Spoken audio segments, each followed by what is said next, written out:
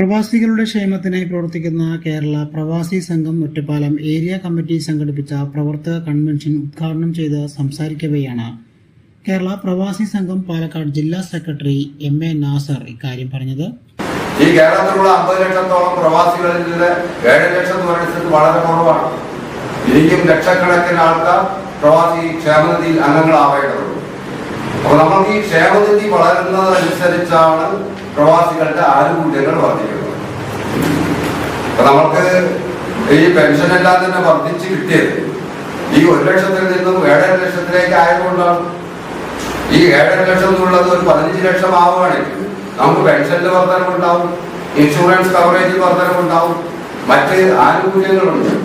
ഈ വെൽഫെയർ ബോർഡുമായി ബന്ധപ്പെട്ടുകൊണ്ട് ചികിത്സാ ധനസഹായം, വിദ്യാഭ്യാസ ധനസഹായം, പെൺകുട്ടികൾ മാത്രമുള്ള കുടുംബങ്ങളിലെ വിവാഹ ധനസഹായമുണ്ട്. അങ്ങനെയുള്ള നിരവധിയായിട്ടുള്ള ധനസഹായങ്ങളുണ്ട്. ആ ധനസഹായങ്ങളിലെല്ലാം തന്നെ വർദ്ധിപ്പിക്കാൻ പറ്റുന്ന രീതിയിൽ നമുക്ക് വലിയ ഉയർച്ചയുണ്ടാവും. അപ്പോൾ ആര് ചേർക്കണം? ഇവിടെയാണ് ഈ പ്രശ്നം. എന്തിനാണ് സംഘടന? ഞാൻ സംഘടനയെ വിട്ട് പോകുന്നില്ല. ഞാൻ സംഘടനയെ കുറിച്ച് മാത്രമേ പറയുള്ളൂ എന്ന് പറഞ്ഞിട്ട് എവിടേക്കൊക്കെ പോയെന്ന് പറയണ്ട. ഞാൻ വരുന്നത് സംഘടനയ്ക്ക് തന്നെയാണ്.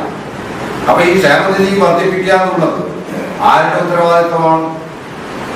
കേരളത്തെ സംബന്ധിച്ചിടത്തോളം ഏറ്റവും പ്രബലമായിട്ടുള്ള പ്രവാസി സംഘടന എന്ന് പറയുന്നത് കേരള പ്രവാസി സംഘമാണ്. വേറെ സംഘടനയൊന്നുമില്ല. മറ്റെല്ലാം തന്നെ കടലാസ സംഘടനകളാണ്. അവരുടെ ഉദ്ദേശങ്ങളും വേറെയാണ്. അപ്പൊ ആ ഉദ്ദേശങ്ങളിലേക്ക് അവരെത്തും. പക്ഷെ നമ്മളെത്താതിരിക്കുകയും ചെയ്യും. വെറും കടലാസ സംഘടനകൾ പലവിടെയും എത്തിക്കൊണ്ടിരിക്കുകയാണ്. നമ്മളത് മനസ്സിലാക്കണം.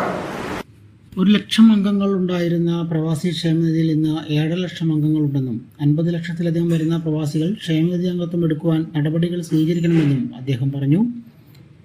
പെൻഷൻ വർധനവ് അടക്കമുള്ള കാര്യങ്ങൾ സംഘടനയുടെ ഇടപെടലിലൂടെ നടപ്പിലാക്കാൻ കഴിഞ്ഞുവെന്നും അദ്ദേഹം കൂട്ടിച്ചേർത്തു.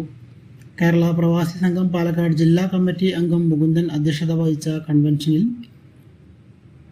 രാമചന്ദ്രൻ, കമല, സേതു, രവി, ജയൻ തുടങ്ങിയവർ ആശംസകൾ അർപ്പിച്ച് സംസാരിച്ചു. ഒറ്റപ്പാലം ഏരിയ സെക്രട്ടറി അഷ്റഫ് സ്വാഗതം പറഞ്ഞ ചടങ്ങിൽ 100-ലധികം പ്രവാസികളാണ് പങ്കെടുത്തത്.